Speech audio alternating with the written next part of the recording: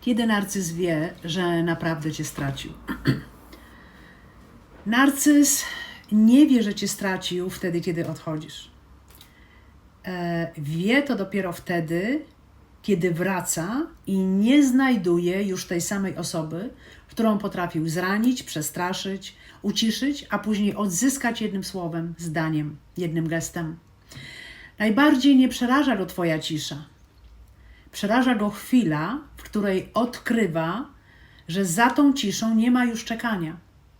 Bo naprawdę stracił cię nie wtedy, kiedy zablokowałaś jego numer. Mówię tu do pań i do panów, ale ponieważ jestem kobietą, to wygodniej mi tak to formułować. Stracił cię wtedy, kiedy ty przestałaś zdradzać samą siebie, żeby utrzymać z nim więź. O czym będzie ten film, kochani? Bo być może odeszłaś, ale jakaś część ciebie nadal czeka, aż on wreszcie zrozumie, aż zatęskni, aż porówna innych ludzi z tobą, aż dotrze do niego, ile dla niego zrobiłaś, ile mu wybaczyłaś, jak bardzo musiałaś cierpieć, zanim powiedziałaś dość. Może chcesz wiedzieć, czy on żałuje, czy obserwuje cię po cichu. Tak, obserwuję, ale czy jego obojętność jest prawdziwa? Czy nowa relacja narcyza z inną osobą oznacza, że o tobie zapomniał? A może przeciwnie, czy jego nagły powrót jest dowodem, że wreszcie zrozumiał, co stracił? W tym filmie pokażę ci, kiedy narcyz naprawdę zauważa, że dawny dostęp do ciebie się skończył, po czym poznaje, że nie wystarczy już wiadomość, kryzys, obietnica, wzbudzanie zazdrości, ani udawanie, że nic się nie wydarzyło. Pokażę ci również, dlaczego może wtedy nagle stać się czarujący, agresywny też, lodowato obojętny albo demonstracyjnie szczęśliwy z kimś innym. Ale przede wszystkim porozmawiamy o tobie. O chwili, w której możesz nadal coś czuć, nadal pamiętać i nadal nosić w sobie ślady tego, co się wydarzyło, a mimo to nie jesteś już dostępna dla starego schematu, bo to właśnie jest odpowiedź, której prawdopodobnie szukasz. Nie kiedy narcyz poczuje, że przegrał, tylko kiedy odkryje, że nie może już sprawić, żebyś kolejny raz przegrała samą siebie. Więc możesz odejść, ale nadal emocjonalnie przy nim zostać. I to jest chyba najboleśniejsze. Bo fizyczne odejście nie zawsze oznacza koniec relacji psychologicznej. Możesz zamknąć drzwi, zablokować numer i nie rozmawiać z nim przez pół roku. Czasem dłużej. Ale nadal każdego dnia prowadzić z nim rozmowy we własnej głowie. Możesz rano sprawdzać, czy oglądał twój profil. Możesz publikować zdjęcia i zastanawiać się, czy poczuje zazdrość. Możesz wyobrażać sobie jego powrót, swoje odpowiedzi, jego przeprosiny i ten jeden moment, w którym wreszcie zobaczy twoją wartość. Możesz nawet układać sobie życie tak, żebyś któregoś dnia zobaczyła, jak dobrze bez niego, żeby on zobaczył któregoś dnia, jak ty doskonale sobie bez niego poradziłaś, rozumiesz? I nie mówię tego, żeby cię oceniać, bo po tym, co przeszłaś, to jest zrozumiałe i po tym, co przeszedłeś, drogi mężczyzno, to jest zrozumiałe. Jeżeli przez długi czas jeden człowiek decydował, czy danego dnia czułaś się kochana, odrzucona, bezpieczna, winna, piękna albo bezwartościowa, jego fizyczna obecność nie usuwa natychmiast całego systemu, który w tobie powstał. Twoje ciało pamięta alarm. Twoja uwaga może nadal go szukać. To jest poza kontrolą. Nasz mózg nam w tej sytuacji nie służy. Twój umysł może wciąż próbować dokończyć historię, która nigdy nie otrzymała uczciwego zakończenia. Dlatego samo odejście nie zawsze mówi narcyzowi, że cię stracił. On mógł już wcześniej widzieć, że ty się wycofujesz. Może widział nawet, jak już się pakujesz, twoje łzy, odcięcie, słyszał twoje, to już koniec, to już ostatni raz, więcej nie ma powrotów. Ale widział też, że później wystarczała jedna wiadomość. I nagle drzwi, które zamykałaś z ogromnym bólem, znowu się uchylały. Nie dlatego, że byłaś słaba. Dlatego, że on naciskał nieprzypadkowe przyciski. Nie. On naciskał dokładnie te miejsca, w których znajdowała się twoja nadzieja, empatia, tęsknota i potrzeba, żeby cały czas twoje cierpienie wreszcie miało jakiś sens. Jeżeli wcześniej odchodziłaś i wracałaś, Narcyz nauczył się, że twoje odejście jest bardzo bolesne, ale niekoniecznie ostateczne. Że wystarczy to przeczekać, zmienić ton, wzbudzić litość, przestraszyć cię utratą, pokazać kogoś nowego, albo wrócić tak zwyczajnie, jak gdyby nigdy nic się nie wydarzyło. Dlatego nie dowiaduje się narcyz, że naprawdę cię stracił w chwili, kiedy odchodzisz. Dowiaduje się wtedy, kiedy po raz kolejny próbuje uruchomić dawny mechanizm, a ten mechanizm już nie działa. Co naprawdę narcyz traci? To jest trudna część, ponieważ ty prawdopodobnie kochałaś go jak człowieka. Kochałaś jego głos, obecność, sposób, w jaki czasami na ciebie patrzył. Kochałaś wspólne plany, rozmowy, miejsca, tę intymność i tę jego wersję, która pojawiała się w najpiękniejszych momentach. Kiedy traciłaś te relacje, traciłaś również przyszłość, którą zdążyłaś już sobie wyobrazić. Więc nie płakałaś tylko za nim, płakałaś za tym, kim miałaś przy tej osobie być. Za tym domem, którego miało i tak nie być. Za podróżami, których nie odbyliście. Za poczuciem bezpieczeństwa, które ciągle było obiecywane i ciągle odsuwane na później. Za człowiekiem, którego czasami widziałaś tak wyraźnie, że przez długi czas wierzyłaś, że właśnie ta wersja jest prawdziwa, a cała reszta jest tylko chwilowym kryzysem. Narcyz może przeżywać utratę inaczej. Nie oznacza to automatycznie, że niczego nie czuł. Oznacza jednak, że w relacji mogłaś pełnić funkcję znacznie większą niż funkcję równorzędnej partnerki. Mogłaś być osobą, która go uspokajała, podziwiała, ratowała, tłumaczyła przed innymi, wybaczała, dawała kolejną szansę, przyjmowała na siebie jego napięcia, pomagała mu nawet finansowo, dbała o dom, dzieci, jego wizerunek albo codzienność. Mogłaś być kimś, przy kim czuł się ważny, pożądany, lepszy, bezpieczny albo nawet bezkarny. Dlatego utrata ciebie może oznaczać dla niego nie tylko utratę ciebie jako człowieka. Może oznaczać utratę dostępu do wszystkich tych korzyści, które dzięki tobie otrzymywał. I tutaj musisz zobaczyć bardzo ważną różnicę, bo kontakt nie jest tym samym co dostęp. Możesz odpowiedzieć na wiadomość dotyczącą dzieci i nie dać mu dostępu do swoich emocji. Możesz rozmawiać z nim o sprawach majątkowych, ale nie pozwolić, żeby ponownie definiował twoją wartość. A możesz nie odpisywać mu ani słowa, ale uwaga, nadal oddawać mu całe godziny swojego życia przez sprawdzanie, analizowanie i wyobrażanie sobie jego narracji i jego reakcji. Narcyz naprawdę zaczyna odczuwać utratę wtedy, gdy traci dostęp do twojej przewidywalnej reakcji. Nie wie już, jak wywołać w tobie poczucie winy. Nie potrafi sprowokować cię do tłumaczenia się. Nie może wzbudzić zazdrości i patrzeć, jak próbujesz odzyskać jego uwagę.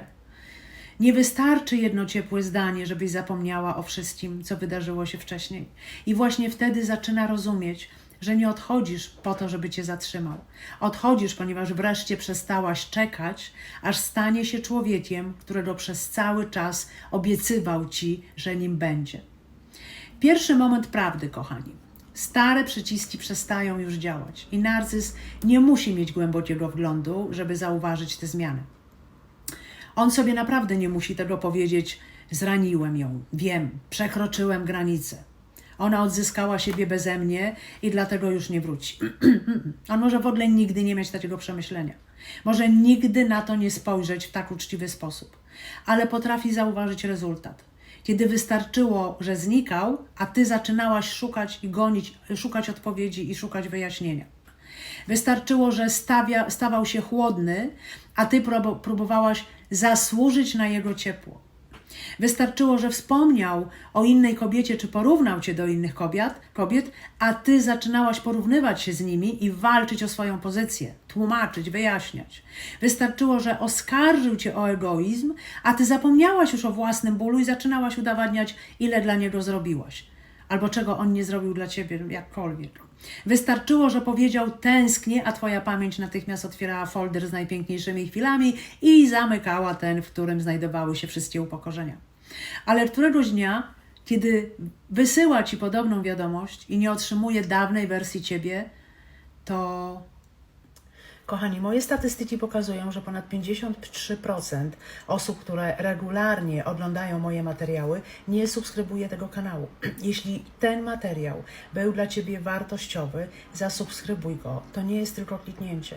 To realna pomoc w dotarciu z tą wiedzą do kolejnych osób, które próbują zrozumieć traumę, narcystyczną przemoc i proces odbudowy po trudnych relacjach. W ten sposób pomagasz mi rozwijać ten kanał, zwiększasz jego zasięgi i wspólnie tworzyć przestrzeń, która może zmienić czyjeś życie na lepsze. Dziękuję za Twoje wsparcie. Kiedyś, kiedy napisałby do Ciebie po rozstaniu, że wiem, że dużo się wydarzyło, ale może moglibyśmy spokojnie porozmawiać, to kiedyś te słowa uruchomiłyby lawinę, co to znaczy? Lawinę myśli w Tobie. Czy on żałuje? Może chce wrócić, może chce to naprawić. Czy to nasza szansa, moja szansa, żeby wreszcie powiedzieć mu wszystko? Może mnie wysłucha? Tym razem czujesz ukłucie, ale zamiast odpowiadać z miejsca bólu, zatrzymujesz się? Pamiętasz nie tylko te słowa, pamiętasz cały wzorzec. Pamiętasz, co wydarzyło się po poprzednim normalnie porozmawiajmy. Pamiętasz, jak szybko rozmowa o jego zachowaniu zamieniła się w proces przeciwko Tobie.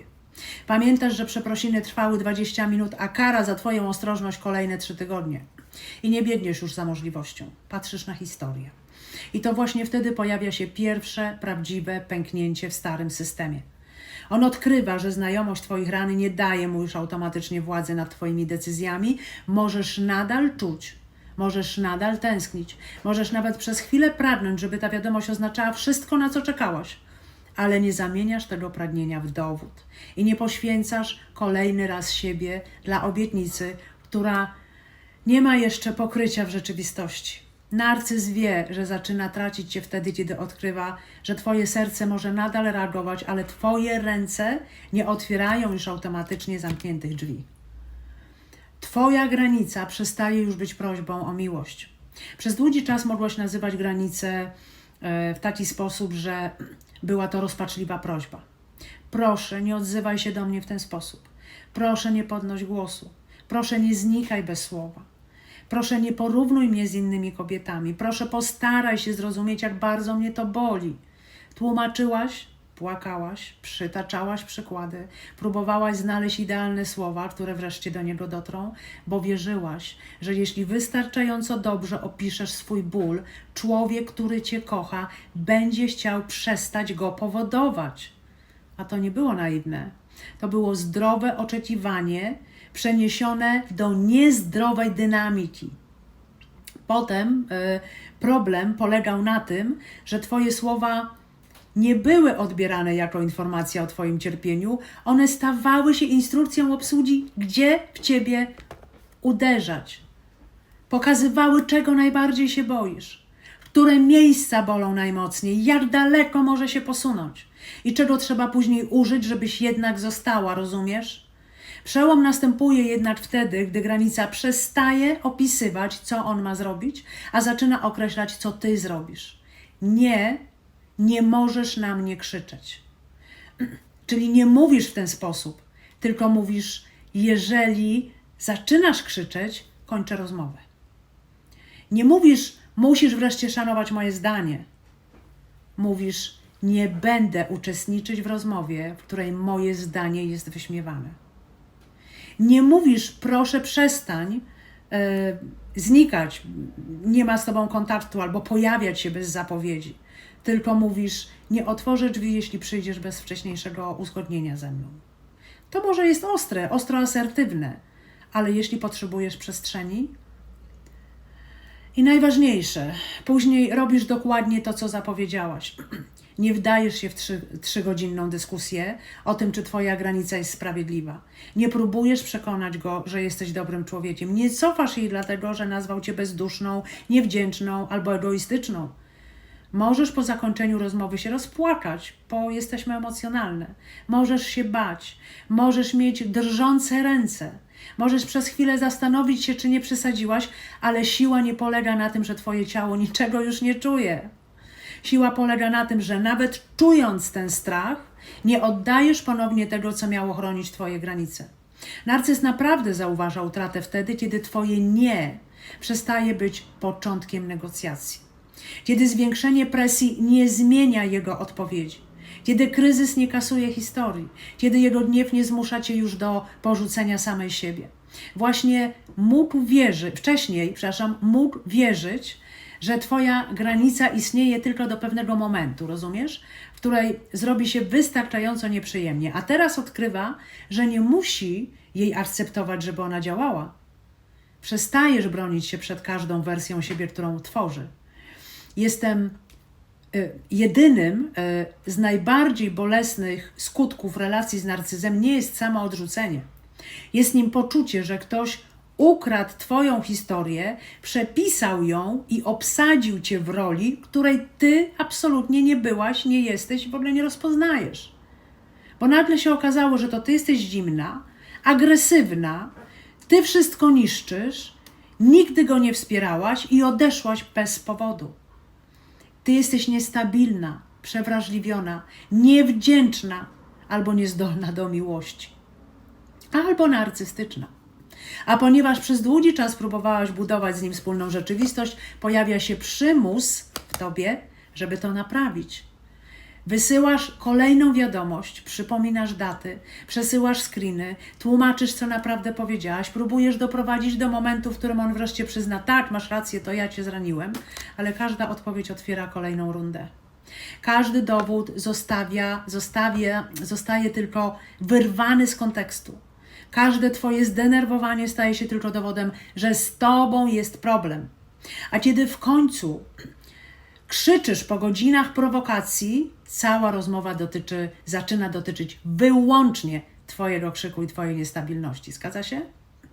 Narcyz może wtedy kontrolować twoje zachowanie przez kontrolowanie twojego wizerunku. Wystarczy, że nazwie cię kimś, kim nie jesteś, a ty natychmiast wracasz, żeby odzyskać swoją twarz, bo to naturalne. Prawdziwa zmiana przychodzi wtedy, gdy przestajesz brać udział w każdym procesie, który organizowany jest przeciwko tobie. Nie dlatego, że zgadzasz się z kłamstwami, nie dlatego, że fakty przestają mieć znaczenie. Jeżeli chodzi o dzieci, pieniądze, pracę, bezpieczeństwo albo sprawy prawne, dokumentujesz wszystko i chronisz się bardzo konkretnie, pamiętaj o tym. Ale przestajesz błagać człowieka, który zniekształcał twoje słowa, żeby wydał sprawiedliwy wyrok na temat twojej wartości. Bo czasami wystarczy, nie zgadzam się z twoją wersją wydarzeń i koniec. Bez 15 akapitów i kolejnego rozwinięcia, bez kolejnej nocnej rozprawy. Bez oddawania następnego dnia życia na udowadnianiu, że twoje intencje były dobre. To dla wielu osób jest potwornie trudne. Wiem, bo sama straciłam wiele energii na to i przerabiałam to. Ponieważ to oznacza zgodę na to, że ktoś może opowiadać o tobie nieprawdę. I możesz się na pewno się w takiej sytuacji spotkasz, że ktoś będzie mówił o tobie nieprawdę. Ale wolność nie zawsze oznacza, że wszyscy wreszcie cię zrozumieją. Nie muszą. Trzeba przeżyć i doświadczyć, żeby to zrozumieć. To tak jak mężczyzna by opowiadał, jakich uczuć doświadcza kobieta w ciąży. No nie jest w stanie. Okay? Dlatego ktoś, kto tego nie przeżył, może znać to z teorii, z książek, z doświadczeń, z pracy, z pacjentami, ale nawet jeśli nie przeżył, to może nie być w pełni w stanie tego zrozumieć. Chociaż może być świetnym specjalistą i może ci pomóc. Narcyz wie, że cię traci, kiedy jego opinia o tobie przestaje wywoływać natychmiastową walkę o uniewinnienie ciebie. Kiedy nie może już sprowadzić cię z powrotem samymi oskarżeniami. Kiedy widzi, że nie potrzebujesz jego zgody, aby wiedzieć, kim jesteś. Już jedna jego wiadomość nie potrafi wymazać całej historii. Narcyz często nie wraca z wielkim wyznaniem. Nie mówi, zrozumiałem wszystko, byłem okrutny, chcę naprawić krzywdę. Może tak zrobić, ale często tak nie robi. Czasami wraca bocznymi drzwiami. Hej, jak się masz? Bez w ogóle przeprosin. Znalazłem tam jakieś twoje rzeczy, może chcesz to odebrać. Potrzebuję jakiejś tam rady, albo może mam dla ciebie jakąś propozycję współpracy. Taka wiadomość może wydawać się niewinna. Mówię o tym w filmie o hooveringu, najbardziej podstępnym. I właśnie dlatego bywa tak silna. Nie daje ci niczego konkretnego, ale otwiera przestrzeń do nadziei. Może dojrzał. Może boi się przeprosić, może czuje z tym dyskomfort, wstydzi się przyznać, ale może chce zacząć delikatnie. Może tym razem naprawdę będzie inaczej. Jeśli wcześniej byłaś karmiona bliskością w takich dawkach nieprzewidywalnych, nawet kilka ciepłych słów może wywołać ogromną reakcję. Nie dlatego, że jesteś głupia, dlatego, że twój organizm nauczył się, iż po długim bólu czasami przychodzi ulga, a czasami sama zapowiedź tej ulgi zaczęła mieć już potężną siłę. Kiedy jednak naprawdę odzyskujesz siebie, nie oceniasz już wiadomości wyłącznie po tym, jak brzmi, umiesz umieścić ją w historii. I pytasz, co wydarzyło się wcześniej? Czy pojawiła się odpowiedzialność? Jeżeli ten materiał pomógł Ci spojrzeć na swoją sytuację z innej perspektywy, zapraszam Cię na egoexplained.com. W menu znajdziesz książki, gdzie możesz nabyć e-booka i audiobooka w wersji polskiej i już wkrótce także w wersji angielskiej, a także testy orientacji dla osób po narcystycznej relacji. Wkrótce będą też testy dla osób, które są w narcystycznych relacjach, żeby mogły zbadać, w jakich relacjach właściwie są. Jeżeli czujesz, że Twój układ nerwowy nadal żyje w trybie przetrwania, możesz skorzystać również z 7-dniowej mapy odbudowy darmowej oraz 30-dniowej mapy powrotu do siebie. Wkrótce pojawią się także bardziej rozbudowane programy wspierające proces odbudowy po traumie. Jeżeli potrzebujesz bezpiecznej przestrzeni i kontaktu z osobami, które przechodzą podobną drogę, wejdź w zakładkę Kontakt i dołącz do naszej darmowej społeczności na Discordzie. Pamiętaj, odbudowa nie zaczyna się wtedy, gdy znikają wszystkie trudne emocje. Odbudowa zaczyna się wtedy, gdy przeszłość przestaje być jedyną przyszłością, jaką potrafisz sobie wyobrazić. Czy narcyz potrafi nazwać konkretnie to, co zrobił? Czy rozumie skutki swojego zachowania? Czy szanuje Twoje prawo do odmowy? Czy zmiana trwa również wtedy, kiedy nie dostaje od Ciebie uwagi, bliskości ani nagrody? Czy to jest naprawa, czy tylko kolejna próba otwarcia dostępu do Ciebie? I wtedy zachodzi ogromna zmiana, bo jedno tęsknienie kasuje już miesięcy pogardy. Jedno, przepraszam, nie usuwa 5 zdań zaczynających się, ale to Ty. Jeden piękny wieczór nie jest dowodem, że zmieniła się cała relacja. Jedna obietnica terapii nie jest jeszcze terapią. Jedna łza nie jest odpowiedzialnością, jeden powrót nie jest przemianą. Narcyz wie, że naprawdę Cię stracił. Kiedy jego urok nadal możesz zauważyć, ale nie pozwalasz mu uniewinniać własnej pamięci. Kiedy nie mylisz intensywności ze zmianą. Kiedy przestajesz zakochiwać się w tym, co mogłoby się wydarzyć, czyli w projekcji, i zaczynasz patrzeć na to, co konsekwentnie wydarzyło się naprawdę. Jego nowa osoba przestaje być bronią wymierzoną w Twoją wartość. To może być jedno z najboleśniejszych momentów po rozstaniu. Widzisz go z kimś nowym, uśmiechniętego, czułego, zaangażowanego. Może zabiera ją w te miejsca, do których obiecywał zabrać Ciebie, albo byliście tam już razem. Może daje jej kwiaty, na które Ty czekałaś. Może publicznie nazywa ją miłością swojego życia, chociaż Tobie mówi, że nie lubi afiszować się z uczuciami. I wtedy pojawia się myśl, która potrafi rozciąć człowieka od środka. Czyli jednak potrafił, tylko nie chciał tego zrobić dla mnie. Zaczynasz to oglądać, porównujesz, szukasz odpowiedzi na pytania, co ona ma, czego mi zabrakło, a narcyz nie musi nawet bezpośrednio się z Tobą kontaktować. Wystarczy, że stworzona przez niego scena nadal steruje Twoją samooceną. Pamiętaj jednak, zdjęcie nie jest relacją. Deklaracja nie jest codziennością. Pierwsze miesiące nie są dowodem trwałej przemiany. A nawet gdyby człowiek w kolejnej relacji rzeczywiście zachowywał się inaczej, nie zmienia to prawdy o tym, co zrobił Tobie. Cudza poprawa, prawdziwa, chwilowa albo tylko pokazowa, nie unieważnia Twojej krzywdy. Nie dowodzi, że byłaś niewystarczająca. Nie oznacza, że gdybyś była, nie wiem, lepsza, piękniejsza, spokojniejsza, bardziej wyrozumiała albo mniej wymagająca, otrzymałabyś miłość, którą Ci obiecywał. Twoje podstawowe potrzeby nie były egzaminem, który oblałaś. Prawdziwy przełom następuje wtedy, gdy przestajesz traktować jego nową relację jak recenzję swojej wartości. Nie czekasz już, aż się rozstaną, żeby odzyskać zaufanie do własnej oceny. Zapomnij o tym. Nie potrzebujesz, żeby nowa osoba kiedyś opowiedziała tę samą historię, aby potwierdzić twoją. Nie próbujesz wygrać konkursu, do którego zostałaś zapisana bez swojej zgody i właśnie to może być dla narcyza wyjątkowo czytelne. Prowokacja nie przynosi zazdrości, demonstracyjne szczęście nie ściąga cię tam z powrotem. Porównanie nie uruchamia walki. Trójkąt rozpada się, ponieważ jedna z osób przestaje w nim brać udział. Ty wychodzisz z tego. Nie wygrywasz z inną kobietą, zrobiłaś coś ważniejszego. Wyszłaś z konkursu, w którym nagrodą miała być miłość człowieka zmuszającego cię do walki o podstawowy szacunek. Twoja cisza przestaje być sposobem na wywoływanie jego reakcji. Możesz milczeć i jednocześnie przez cały dzień myśleć, czy już zauważył, czy zaczyna się bać, czy napisze ponownie, jak długo mam milczeć, żeby zrozumiał, że mnie stracił. Wtedy cisza nadal jest wiadomością skierowaną do niego. Ma go ukarać, przestraszyć, sprowokować, zmusić do powrotu. Z zewnątrz wygląda brak kontaktu, ale wewnątrz nadal trwa pełna relacja. Każda godzina ciszy jest liczona, a jej znaczenie zależy od tego, co on zrobi. Jest jednak druga cisza. Nie odpowiadasz, ponieważ nie masz już niczego do dodania, ponieważ każda wcześniejsza rozmowa wracała do tego samego miejsca, ponieważ wiadomość nie zawiera odpowiedzialności i konkretu, ani niczego, co wymaga twojej reakcji. Nie próbujesz wywołać paniki w nim, nie prowadzisz eksperymentu, nie zastanawiasz się, po ilu dniach zadziała. Chronisz przestrzeń, którą wcześniej każdy jego sygnał natychmiast wypełniał. Z zewnątrz obie cisze mogą wyglądać identycznie, ale wewnątrz dzieli je przepaść. Pierwsza nadal czeka, to wiesz, druga już ty wybrałaś. I właśnie ta druga cisza oznacza prawdziwą utratę dostępu.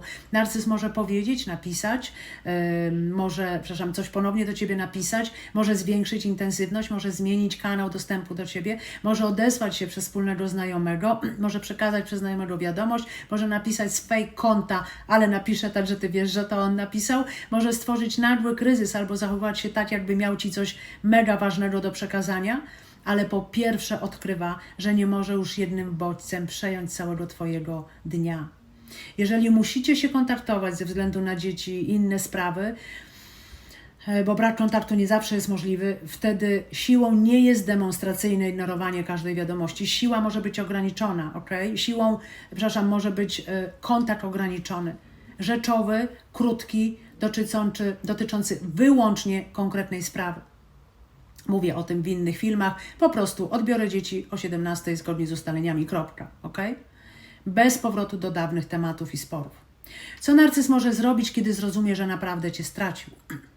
I tutaj wiele osób spodziewa się jednej konkretnej reakcji, że narcyz wpadnie w panikę, że zacznie błagać, że nagle zrozumie, że będzie cierpiał dokładnie tak, jak wcześniej cierpiałaś ty, że on wreszcie poczuje, że stracił tą najważniejszą osobę, ale nie ma jednej reakcji. Może nagle stać się niezwykle ciepły, przypomnieć wszystkie dobre chwile, obiecać, że pójdzie na terapię, powiedzieć, że jesteś jedyną osobą, którą naprawdę kochał. Może też ci powiedzieć, że cię już nie kocha i że zniszczyłaś wszystko.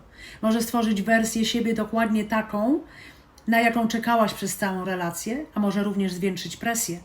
Może pisać z innych numerów, pojawiać się bez zapowiedzi, może z fake kont, może wciągać znajomych, twierdzić, że wydarzyło się coś pilnego, ale może także przejść do dewaluacji. Nigdy cię tak nie kochałem. Nikt z tobą nie wytrzyma. Mam kogoś znacznie lepszego. Może to ty będziesz jeszcze błagała, żebym wrócił. Zniszczyłaś cały ten związek. Ja zrobiłbym dla ciebie wszystko. Ty wszystko zniszczyłaś, rozumiecie? Już cię nie kocham. Może ci tak powiedzieć. Takie słowa nie zawsze są spokojnym opisem jego uczuć. Często mają odzyskać twoją reakcję. Jeżeli nie wracasz po ciepło, może sprawdzić, czy wrócisz, żeby bronić się przed pogardą. Może także zachowywać się tak, jakbyś nigdy nie istniała, natychmiast wejść w nową relację, publicznie pokazywać szczęście, nie odzywać się ani razu. To bywa szczególnie bolesne, ponieważ człowiek zaczyna myśleć, czyli naprawdę nic dla niego nie znaczyłam. Ale pamiętajcie, że to tak naprawdę nic nie znaczy. To jest po prostu demonstracja. Więc najtrudniejsza prawda to jest to, że on może wiedzieć, że cię stracił i że to zniszczył, ale nigdy ci tego nie przyzna. Możliwe, że doskonale to zauważył. Zauważył, że już nie czekasz, że już się nie tłumaczysz, nie reagujesz, ale nigdy ci się do tego nie przyzna. Dlaczego? Ponieważ takie przyznanie wymagałoby nie tylko uznania twojej wartości, wymagałoby także skonfrontowania się z jego własnym zachowaniem. Musiałby zobaczyć, że nie stracił cię dlatego, że to ty popełniłaś jakieś błędy i nie dlatego, że jesteś niewdzięczna, czy ty się zmieniłaś, tylko stracił cię, ponieważ zbyt długo wierzył, że twoja miłość będzie silniejsza niż konsekwencje jego postępowania, bo narcyz tego potrzebuje, żebyś go kochała bezwarunkowo, bez względu na to, co zrobi. Tylko mnie kochaj. Ja to słyszałam. Nic nie musisz robić, tylko mnie kochaj. Czyli bez względu na wszystko. Być może uznał twoje wybaczenie za brak z granic, twoją empatię za naiwność, twoje kolejne próby za gwarancję, że zawsze będziesz dostępna, twoje łzy za dowód, że nadal ma wpływ. Nie przewidział tylko jednego, że człowiek może kochać i jednocześnie odejść, może tęsknić i nie wrócić, może płakać i zamknąć drzwi, może pamiętać dobre chwile, ale przestać płacić za nie własnym bezpieczeństwem. Może nie przestać czuć z dnia na dzień, ale jednak przestajesz już zdradzać siebie. I to jest moment, którego narcyz często nie rozumie, aż do chwili, w której wszystkie stare strategie przestają działać. Nie musi zobaczyć cię szczęśliwej z kimś innym. Nie musi zobaczyć twojego sukcesu. Nie musi przeczytać wielkiego pożegnalnego listu. Wystarczy, że po raz kolejny naciska ten sam przycisk i nic się nie dzieje, tak jak dawniej. Nie dostaje już twojego strachu, twoich tłumaczeń, nie dostaje walki, nie dostaje kolejnej szansy, ani nawet otwartości na rozmowę. I wtedy może zrozumieć coś, czego nigdy nie powie. Nie straciłem cię przez jedną kłótnię. Straciłem cię w setkach małych momentów, w których wybierałem władzę zamiast bliskości, przewagę zamiast odpowiedzialności i własny komfort zamiast twojego bezpieczeństwa.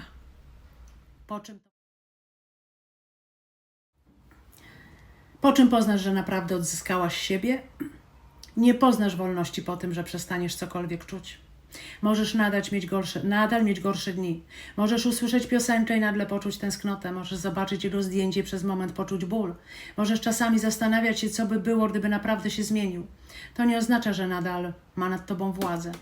Wolność nie jest utratą pamięci. Wolność jest odzyskaniem wyboru. Poznasz to po tym, że jego wiadomość nie zabiera ci już całego dnia. Po tym, że nie odpowiadasz natychmiast tylko dlatego, że ciało poczuło alarm. Po tym, że potrafisz odróżnić tęsknotę od decyzji o tym, że nie wracasz. Po tym, że nie potrzebujesz jego przyznania się do winy, żeby uwierzyć własnemu doświadczeniu. Po tym, że jego nowa osoba przestaje być twoją konkurencją. Po tym, że nie publikujesz szczęścia po to, żeby go ukarać. Po tym, że dobre rzeczy w twoim życiu mogą wydarzyć się bez jego niewidzialnej obecności na widowni. Wyjazd znów jest wyjazdem twoim. Śmiech jest śmiechem bez niego, ale śmiechem dla ciebie. Nowy projekt jest twoją ciekawością, nowa relacja jest spotkaniem człowieka, a nie narzędziem do wzbudzenia zazdrości. Zaczynasz wybierać to, co jest dobre dla ciebie, nawet jeżeli on nigdy się o tym nie dowie. I któregoś dnia wydarza się coś pozornie małego. Robisz zakupy, pracujesz, rozmawiasz z przyjaciółką, idziesz na spacer, wieczorem orientujesz się, że przez kilka godzin nie analizowałaś, co on myśli, z kim jest i czy żałuje. Nie zmuszałaś się, żeby o nim nie myśleć. Po prostu przez chwilę naprawdę żyłaś. To może nie wyglądać jak wielkie zwycięstwo. Nie ma muzyki, fanfarów, nie ma jego spektakularnego powrotu, nie ma sceny, w której pada na kolana i przyznaje, że stracił najlepszą osobę w życiu. Jest coś znacznie cenniejszego. Jest spokój, którego nie musisz już od niego pożyczać. Jest poczucie wartości, którego nie może ci jednym zdaniem dać ani odebrać. Jest życie, które przestało być reakcją na niego. Nie dlatego, że przestałaś kochać, nie dlatego, że wszystko zapomniałaś, nie dlatego, że stałaś się zimna. Stracił cię, ponieważ twoje uczucia przestały zmuszać ciebie do zdradzania samej siebie. Być może weszłaś w ten film, żeby dowiedzieć się, kiedy narcyz zrozumie, że cię stracił. Ale być może ważniejszym pytaniem jest, kiedy ty zrozumiesz, że nie musisz już czekać na jego świadomość, żeby odzyskać własne życie. Nie potrzebujesz jego żalu, żeby twoja krzywda była prawdziwa. Nie potrzebujesz jego powrotu, żeby wiedzieć, że byłaś ważna. Nie potrzebujesz Jego przeprosin, żeby przestać dźwigać winę, która nigdy nie należała do Ciebie i nie potrzebujesz zobaczyć Jego porażki, żeby uznać własne zwycięstwo. Największym zwycięstwem nie jest chwila, w której On cierpi. Jest nią chwila, w której Ty przestajesz organizować swoje życie wokół tego, co On czuje. Bo narcyz naprawdę traci wtedy Ciebie, kiedy nie może już wywołać dawnej Ciebie. Może wrócić z czułością, a Ty pamiętasz całą historię. Może wrócić z pogardą, a Ty nie walczysz już o uniewinnienie. Może pokazać Ci kogoś innego, a Ty nie stajesz do konkursu. Może milczeć, a Ty nie siedzisz już przy drzwiach. Może nigdy nie przyznać, że wie, ale Ty już wiesz. I to wystarczy. Jeżeli jesteś właśnie w tym momencie, napisz w komentarzu jedno zdanie. Nie czekam już, aż on zrozumie. Teraz rozumiem siebie. Udostępnij ten film komuś, kto nadal mierzy własną wartość tym, czy narcyz wróci, zatęskni albo pożałuje. Bo czasami najważniejszym momentem po toksycznej relacji nie jest ten, w którym przestajesz kochać drugiego człowieka. Jest nim ten, w którym wreszcie przestajesz porzucać siebie, żeby móc kochać kogoś innego. Dbajcie, kochani, o siebie. Serduszko dla Was. Ten kanał jest dla Was.